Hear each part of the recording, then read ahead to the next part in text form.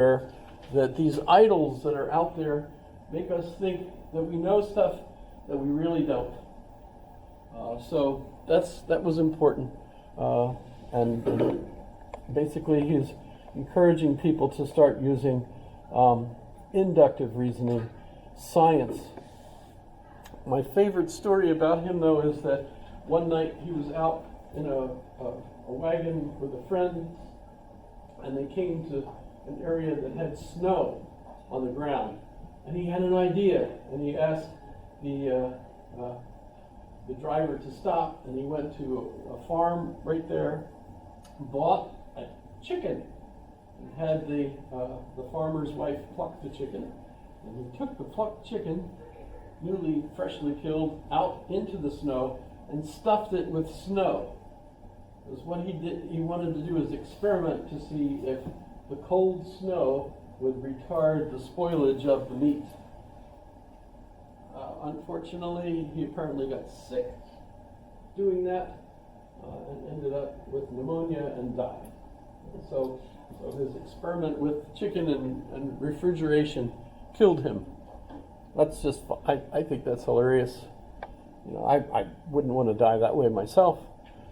You know, you die from pneumonia by drowning, basically, in your own fluids, right? So I'm not interested in that. My worst dreams are drowning dreams. However, okay. So Francis Bacon? Pardon? Oh, yeah, you know, I usually do mention that. I'm a Baconite myself. Because when it comes to explaining how Shakespeare wrote Shakespeare, it doesn't seem like a whole lot of evidence of how he could have done that. He didn't have as good an education as Shakespeare's wife, who was older than him.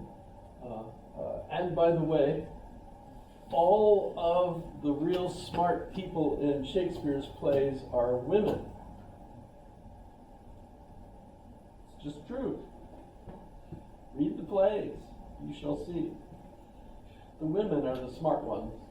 That even though on the stage you basically had boys playing the women because of the stuff. But in any case, yes, I like the thesis that Francis Bacon was actually the one who wrote the Shakespeare corpus and used William Shakespeare as his pen name, and in fact, the real William Shakespeare, if that's what his name was, actually, was the front for him because Francis Bacon was too important a person in order to be writing stuff like that.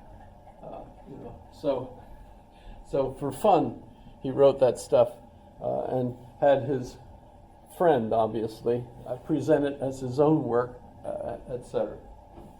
So that's kind of just fun. And most literature people hate that point of view because they really love William Shakespeare. But there is one document in Francis Bacon's papers where you can see him playing with a name and concluding after multiple attempts William Shakespeare and signing it William Shakespeare. So that's kind of interesting, plus, and I saw that on the BBC, so that's kind of neat. They showed the document. So the handwriting was his? Well, the argument that his handwriting is the Shakespeare handwriting has not been demonstrated. So that's of course an interesting problem, etc. However, so that's fun. And next is Sir Isaac Newton. When we go and look at Sir Isaac Newton, we say Sir Isaac. You don't even have to, you can look at him. So, notice he's influenced by the idea of corpuscles, or whatever the heck he called them. His main influence, though, is following up on Galileo and giving us the Principia, And that still available. It's a great book.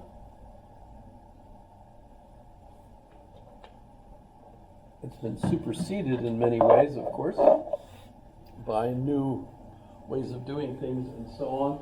But what's important here is that, yes, he was probably autistic of some sort, probably not very social, probably not very good in social situations. And what I'd especially like to point out is that he was in an argument, and I already pointed out the calculus wars that he had with Gottfried Leibniz. And by the way, Gottfried Leibniz was equally autistic, or whatever you would call that. Not clearly very social, doesn't understand, couldn't be very empathetic, knew an awful lot of stuff. In fact, Leibniz was the one that was caricatured by Voltaire as Dr. Panglot.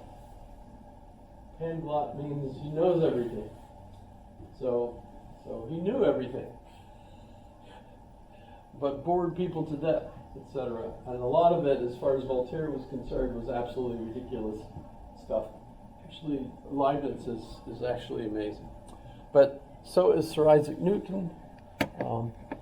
We don't think of Newton as a philosopher outside of the sense of physical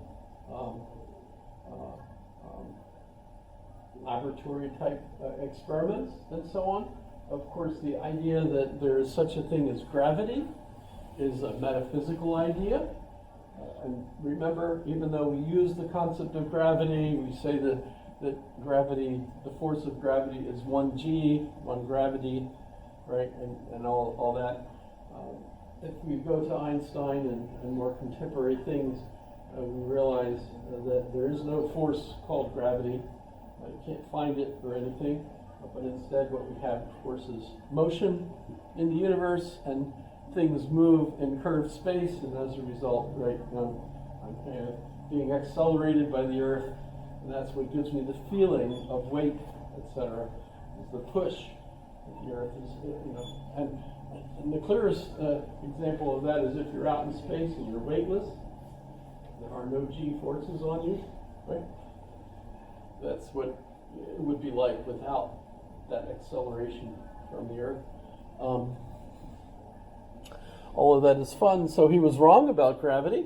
He was also wrong about the idea that the model of the universe should incorporate planes that are stable in time that proceeds in kind of a set clock-like. It's still the clock metaphor, that there's a universal clock, and all time essentially is on the same clock, and that the universe is basically a bunch of lines that extend infinitely, etc. And this is Euclidean. So Euclidean geometry, the fifth proposition is that lines that are perpendicular never meet. Perpendicular? Yes. Parallel. Parallel. Thank you. Perpendicular, of course. Thank you. I'm boring everybody. Sure. Sorry. Except for you. Yeah, thank you. That was a test. Let's see who was paying attention. That's a lie. However, is it a lie when I say it's a lie? Or does that automatically flip it so that it's true? No, it's still a lie. But it's true that it was a lie. Let's not go there. Okay. But you can have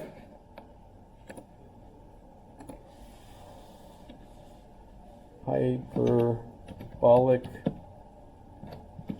parallel lines. I'm misspelling all of these words. Thank you, yes. So in hyperbolic space, or hyperbolic geometry, lines do cross, even if they're parallel. They converge. The best example of that is the globe. The globe is, the Earth, right? That one, or any of them, actually. If you map them using Cartesian grid lines, right? You end up with the poles, and at the poles you have these lines all converge into. So if I'm standing on the North Pole or the South Pole, and the only difference would be if I'm standing on the North Pole, I'm standing up straight. From the South Pole, I'm hanging by my feet.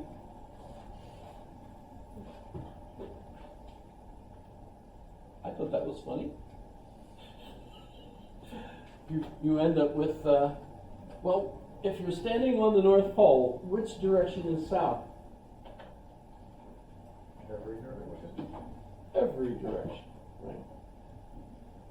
What if I want to go south, southwest? Can't spiral, maybe? Well, you could once you've moved, even a little bit, but you couldn't. Yeah, theoretically, if you moved at least a little bit, then you okay, well, you get the idea. So there's other kinds of geometries out there. And by the way, I love the idea that there might be an infinite number of possible geometries, each of which having their own usefulness. Tie that into the model-dependent realism. That model, right? So we might have, I don't know how many different geometries we use right now, but in any case, you pick the right geometry for the tool. And so Einstein's theory of relativity, the relativity is which model should I use for this job, right? And that's the relativity. But once you're in the model, there are truths in that model that you have to follow. Otherwise, you're wrong, right? And that's an error, right? So it's not that relativity means anything goes. No, not at all. It actually is a very powerful tool to recognize that truth is contextual. Different contexts that give you the different idea of truth. So we might have fun with Sir Isaac Newton. Very important. I think I mentioned, if you're in England, Isaac Newton is the genius on whose shoulders, the giant that we stand on his shoulders and see much farther. Thank you, Hawking, for that comment. But if I have seen farther, it's because I've been standing on the shoulders of giants, because the quotation, and they usually mean him. And he's in the cathedral under a stone now, but also there's a statue with the empty hand and all the planets going around it. And if you're wondering what should have been in the hand, it's an apple. At least if you've seen the Da Vinci Code. That could be fun.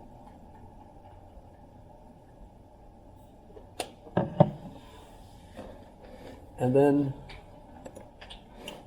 John Locke. So who most influenced Thomas Jefferson?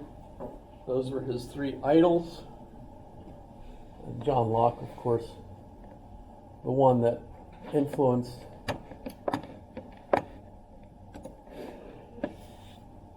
things like, because Jefferson's not aware of Spinoza as far as I know, but he gets Spinoza through John Locke.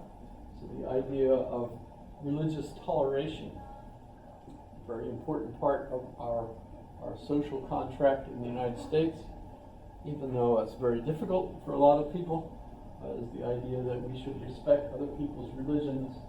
As a state, at least, you have no obligation to a particular religion. Although, by the way, I would argue, and I have, remember my definition of religion, everybody that gets up in the morning and does things are basically operating on some religious perspective.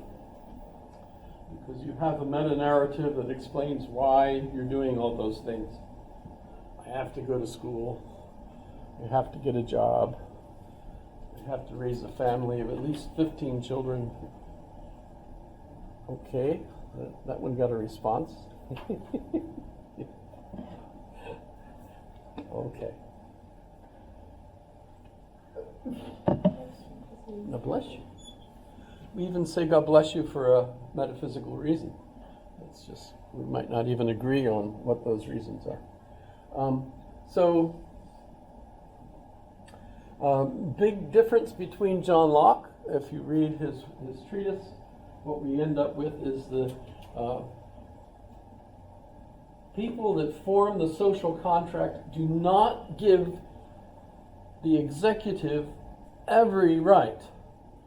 With Hobbes, once you join the contract, you give up your rights, and the monarch will literally tell you to go die in a trench somewhere, and your duty is to do what the monarch says. With William and Mary, you have a limited monarchy, and it's only natural that their intelligent assistant, their Steve Bannon, if you wish, is basically telling them that you don't have all the rights. You can't just tell people anything. You have laws that you have to follow. And the laws don't come from the monarch, they come from the parliament, which is French for talking. It's a place to talk, right? And they're the ones that legislate, right? They create the laws, legislate, make the laws, and your job is to execute the laws. And if you don't do your job properly, we have the right to overthrow you. We can fire the king, basically, right?